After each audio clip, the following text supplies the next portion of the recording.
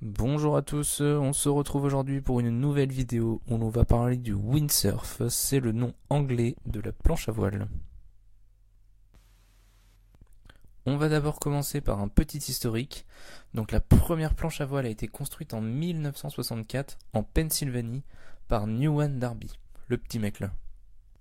Ensuite, un premier brevet a été déposé en 1965 par un Français du nom de Loiselot pour, accrochez-vous bien, un caisson flotteur individuel plat de très faible densité au contour ovoïde sans arête vive. C'est un peu l'ancêtre de la planche à voile qui n'était pas encore dirigeable à ce moment. Ensuite, ce n'est que 3 ans plus tard qu'une équipe constituée d'un surfeur et d'un ingénieur mirent au point la planche à voile dirigeable, quasi similaire à celle que l'on connaît aujourd'hui. Bon, c'est bien beau tout ça, mais ça nous dit pas de quoi la planche à voile est faite. Alors déjà, la voile.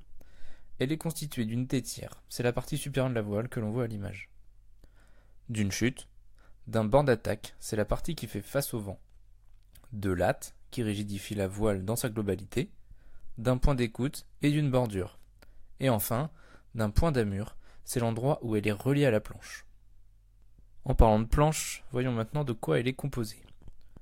On pourrait presque croire que c'est un simple gros bloc de plastique, mais c'est un amas très complexe de plusieurs couches de matières différentes qui permet d'avoir des propriétés surprenantes, alliant la légèreté, la solidité, la flottabilité, et j'en passe.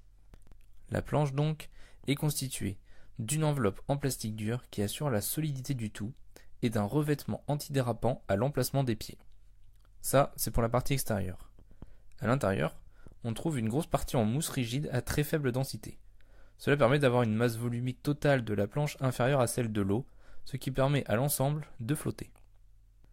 Cette mousse est recouverte d'une fine couche de bois, de carbone, puis de fibres de verre, ce qui permet une excellente résistance au choc et à la corrosion, car il ne faut pas l'oublier, une planche ça passe une bonne partie de son temps dans l'eau de mer, qui n'est pas toujours amie avec les matériaux. Ça y est les sportifs, vous pouvez vous réveiller, on va maintenant passer à l'aspect sportif de la planche à voile. Pour faire de la planche à voile, il faut bien sûr une planche, mais ce n'est pas tout. C'est un sport très complet, on assure l'équilibre avec les membres inférieurs, les abdos et le bas du dos, pendant que les bras et les épaules guident la voile. Bref, on utilise tout son corps. En plus, plus le vent est fort, plus les muscles sont sollicités. Il est donc important d'effectuer du renforcement musculaire en parallèle pour une pratique intense. Ce sport se pratique aussi bien l'été que l'hiver, et donc pour se protéger du froid, il faut jouer sur l'épaisseur et la taille de sa combinaison. Regardez ces deux-là. Inutile de vous préciser qu'à gauche, c'est une combinaison d'été, et à droite, une d'hiver. Qui dit sport, dit compétition. Donc on va maintenant passer à la présentation des différents types de pratiques en compétition. Il y a premièrement la longue distance. C'est la pratique classique. On part d'un point A jusqu'à un point B, puis on fait demi-tour pour revenir au point A, le plus rapidement possible bien sûr. Ensuite, il y a le slalom, la vague et le freestyle. Pour la vague et le freestyle, le but est le même, faire un maximum de manœuvres dans un temps imparti pour marquer des points. L'épreuve de la vague est l'épreuve reine du windsurf. Elle se déroule en mer agitée, alors que l'épreuve de freestyle se déroule sur eau plate. Ça y est, je pense qu'on a fait le tour du windsurf, même s'il reste bien sûr plein d'autres trucs à apprendre dessus. Nous espérons que cette vidéo vous aura plu et surtout vous aura donné envie d'essayer le windsurf quand les températures seront un peu plus clémentes bien sûr.